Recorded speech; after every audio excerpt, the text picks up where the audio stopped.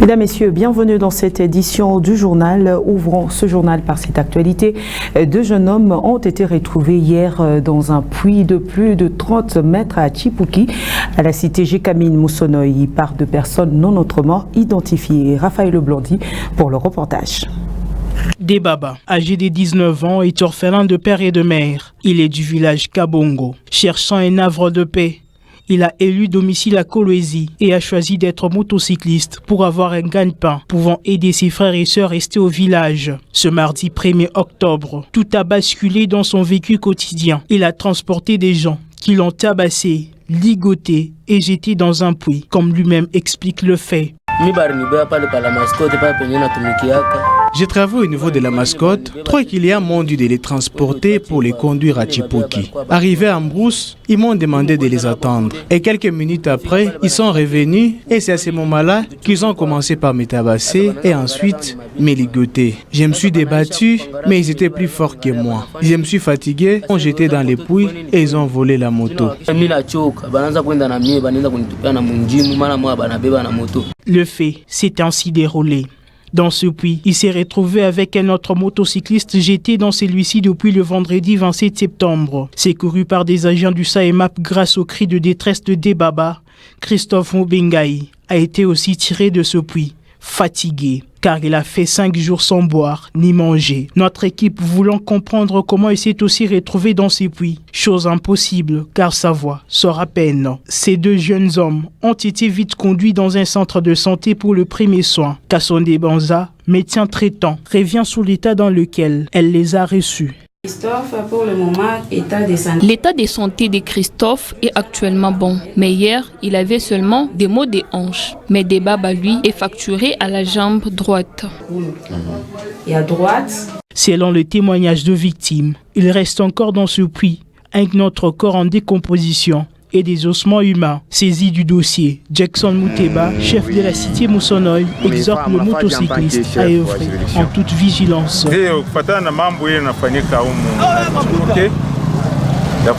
Selon ce qui vient de se passer dans cette cité où des motocyclistes ont été jetés dans un puits, ça m'a beaucoup attristé. Je demande cette fois-là à tout motocycliste de refuser d'aller dans tous les endroits sombres. Il y a de l'insécurité ici à Moussonoï.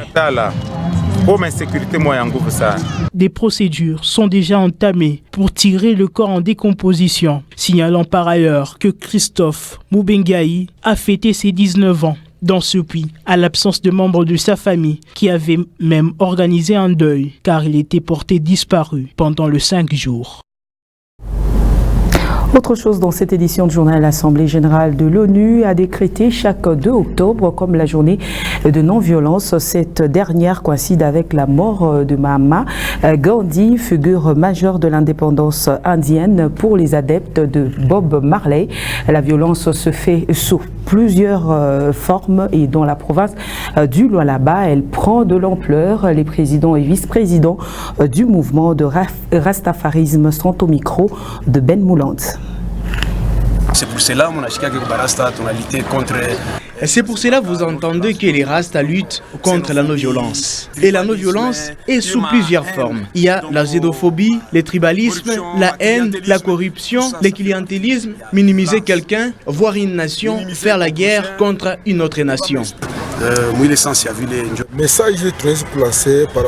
Les messages que nous pourrions lancer à l'occasion de la journée mondiale de la non-violence, nous pensons que si la violence gagne du terrain dans nos sociétés, c'est par manque du respect de l'être humain. L'État de son côté doit savoir sécuriser l'être et être au courant dans quelles conditions il est en train de vivre. Et surtout savoir stabiliser l'homme pour qu'il vive dans l'espoir, même dans toutes circonstances, que ce soit la nuit, pendant la journée, qu'il se sente néanmoins à l'aise. Gauche à droite. Taux de violence au Congo, donc plus précisément. Les taux de la violence en République démocratique du Congo, particulièrement à Kolwezi, a connu une augmentation. Il y a le banditisme, les violences faites à la femme et le non-respect de la loi. À Kolwezi, pour nous les Rastas, la violence monte d'un cran. Avec les autorités, nous pensions qu'on aura néanmoins à éradiquer la violence à Kolwezi. Au chapitre de l'infrastructure, l'avenue Kalima se trouvant dans un état de délabrement très avancé, chose qui ne permet pas une bonne circulation aux usagers. Reportage. asphalter différents artères des Kolwezi. Telle est la mission qui s'est assignée le gouvernement provincial du Lualaba. Malheureusement, certaines avenues semblent être oubliées à leur triste sort. Les cas de l'avenue Kalima, où les nids des poules sont visibles presque partout. Rouler sur cette avenue est un parcours des combattants. Cette avenue ne nous permet pas de bien circuler. Il faut qu'on y mette de l'asphalte. Plusieurs fois, nous avons connu des cas de crevaison, surtout pendant cette période de pluie. Il y a une circulation intense sur cette avenue. Malheureusement, les autorités ne s'occupent que des avenues où il y a leurs intérêts. Nous leur demandons de penser aussi à cette avenue. À titre de rappel, l'avenue Kalima a servi dans les années antérieures comme arrêt de bus pour différents tronçons de la ville de Kolwezi, ce qui serait à la base de sa dégradation. Chauffeurs et motocyclistes exerçant sur l'avenue Mangui, Kouan-Ikoku, dans la commune de Manika se plaignent suite à la pluie qui s'est abattue ce mardi 1er octobre. Ils éprouvent d'énormes difficultés pour transporter leurs clients.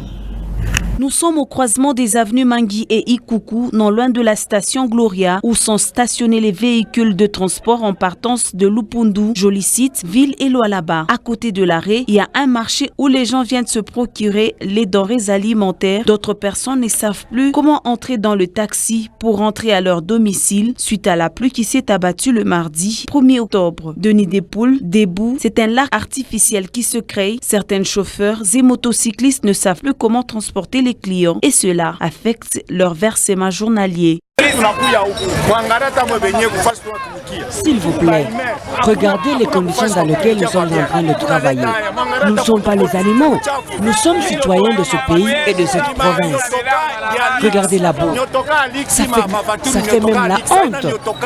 Nos voitures Carina ne méritent pas de travailler à un endroit comme celui-ci. Nos voitures Carina sont des luxes. Roulant dans les flaques d'eau, un motocycliste perd l'équilibre et tombe dans la boue, chose qui n'enchante pas les habitants ainsi que les chauffeurs et motocyclistes qui veulent voir les autorités de la province s'impliquer pour réhabiliter cette avenue ou la retourner à leur ancien arrêt sur la nationale numéro 39 où certains transporteurs ont le monopole de stationner leurs engins. Vous pouvez comprendre cette situation. Le petit A sont autorisés à travailler à cet endroit. Ils ne sont pas inquiétés. Lorsqu'il s'agit d'un autre motocycliste qui s'arrête ou qui stationne à cet endroit, il est inquiété, voire même arrêté. Il travaille tranquillement, en complicité avec tous les services, MIC et consorts.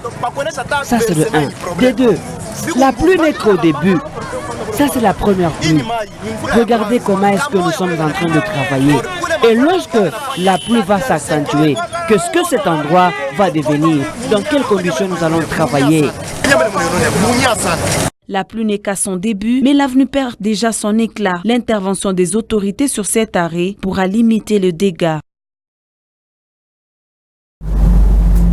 Les travaux d'assainissement communautaire de ce mercredi se sont bien déroulés dans la commune de Manika. La brigade d'assainissement se jette sur la courbure Moiti-Sengue de la cité pour rendre salubre ce milieu. Le bourgmestre de cette juridiction a fait un saut pour s'enquérir de la situation. La journée de ce mercredi 2 octobre n'a pas été du tout repos pour le bourgmestre de la commune de Manika. Il a inspecté les travaux communautaires appelés communément Salongo dans sa juridiction. Bêche à la main, houes et autres matériaux. La courbure Moiti-Sengue de la cité Manika était dans la viseur de la brigade d'assainissement de la commune portant le même nom. Sous l'impulsion de l'autorité communale Franck Maoula Kafioto, la brigade a procédé au curage des drains qui autrefois étaient remplis des ordures. Avec la tombée de la pluie, ces détritus se sont canalisés dans la rigole Moiti-Sengue, bloquant ainsi la bonne circulation des eaux des pluies. Étant lui-même sur le terrain, le bourgmestre de Manika a instruit aux ingénieurs d'étudier les faisabilités pour accélérer les travaux de construction des conduites pour un bon ruissellement des eaux des pluies. L'assainissement du milieu n'est pas seulement l'apanage des autorités communales de la ville ou provinciale, mais une action qui doit être menée par tout citoyen lolabé. Restons toujours dans cet même ordre d'idées. Le ministre provincial de l'Environnement, Alain Kantenga, a lancé un message de sensibilisation sur l'assainissement du milieu afin de lutter contre les maladies de main sale pendant cette saison de pluie et dans la province du Lualaba. Alain Kantenga est au micro de Patient Kabamba. Vous savez tous que à tout moment dans la ville, chaque fois qu'il y a un changement de saison, les médecins savent très bien que nous sommes exposés à plusieurs maladies dues au changement de saison. Mais ici, je parle en tant que le ministre de l'Environnement. Lorsque notre environnement est malsain, cela nous expose à plusieurs maladies. J'ai ouï dire qu'il y a ceux-là qui se permettent d'ouvrir les fosses septiques lorsqu'il y a la pluie. Et ça passe dans des caniveaux, dans des tranchées, et ça va je ne sais où. Je crois que je les mets en garde. Nous devons prendre des mesures sécuritaires. La santé, c'est une affaire de tout le monde. L'environnement, c'est une affaire de tout le monde. Si nous voulons vivre en bon état de santé, nous devons commencer par améliorer, entretenir notre environnement. Lorsque je parle de l'environnement, je vois les toilettes doivent être propres. Je vois la gestion des sachets, des immondices. Et donc, bref, tout ce qu'il y a comme déchets doit être très bien géré. Aujourd'hui, la mairie de Kolwezi a déjà pris des dispositions pour prendre tous ces déchets et aller les déposer là qu'il faut. Et nous allons tenir avec une réunion très importante au cours de laquelle nous allons donner des orientations qui doivent être scrupuleusement observées par tous nos compatriotes. Celui qui ne va pas respecter cela, je crois que nous allons l'aider à respecter la loi en la matière.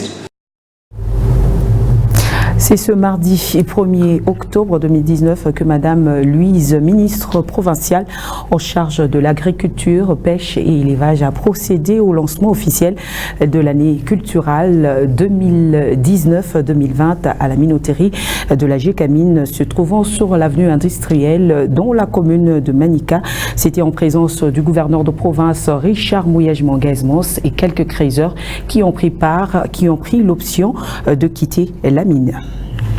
Germain Kabamba a longtemps travaillé dans différents sites miniers artisanaux des Kolwezi, frôlant parfois la mort. Depuis un temps, il a jugé bon que les mines étaient épuisables. Il n'est pas seul, ils sont plus, des 500 qui sont venus récupérer des intrants comme tous les autres. Mettre fin à l'importation des produits agricoles au Lualaba est leur objectif poursuivi. Par cette même occasion, il a profité de lancer un appel à d'autres créateurs qui traînent encore les pas de venir les rejoindre. Je conseillerais par cette occasion de faire un appel encore aux créateurs qui traînent encore le pas dans les mines. De venir, il y a suffisamment de place pour tout le monde. Nous devons faire le champ parce que les minerais un jour finiront. Voilà, aujourd'hui, il y a tant de veuves. Nous, les jeunes, nous sommes l'avenir de demain. Touché par ces décisions, le gouverneur de Provence, Richard Mouyej-Manguez-Mons, les a encouragés par une enveloppe après la remise symbolique des intrants. Ces engrais aideront à l'intégration des anciens créateurs dans le secteur agricole. Je leur donne aussi 20 000 $. Ils veulent faire mieux que ça. Une main forte de la part des autorités en place serait de bon augure.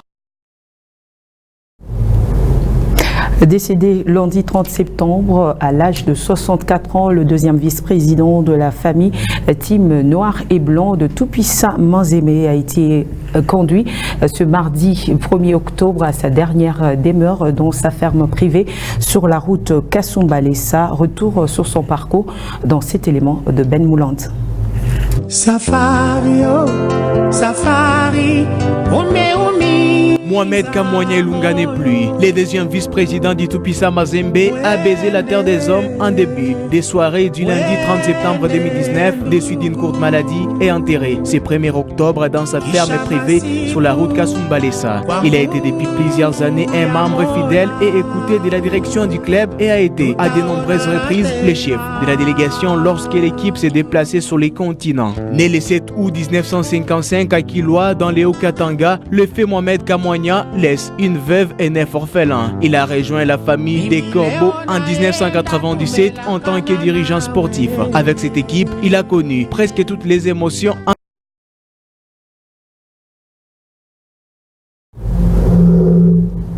C'est par cette note que nous mettons un terme à cette édition de journal, mesdames, messieurs. Merci à vous de l'avoir suivi, mais tout de même, l'information reste en continu sur www.wango.info. Au revoir.